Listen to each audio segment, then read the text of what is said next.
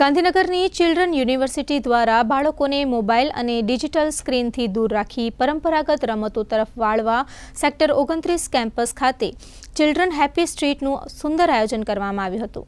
આ કાર્યક્રમમાં દેશી રમતો, ઝુમ્બા ડાન્સ, બાળ વાર્તા, કઠપૂતળી અને વિજ્ઞાન પ્રયોગો જેવી અનેકવિધ સર્જનાત્મક પ્રવૃત્તિઓ દ્વારા બાળકોના સર્વાંગી વિકાસ અને બાળપણને ફરી જીવંત કરવાનો અનોખો પ્રયાસ કરાયો હતો।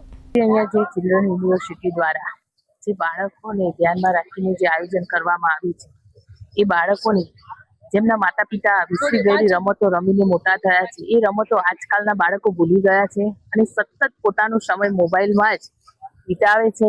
અને આજે આ પ્રયત્ન દ્વારા દરેક બાળક મોબાઈલમાંથી બહાર આવશે અને આ રમતો રમશે તો એમનો શારીરિક માનસિક વિકાસ પણ થશે અને આ સાથે એમના ભવિષ્ય ઉજળું બનશે।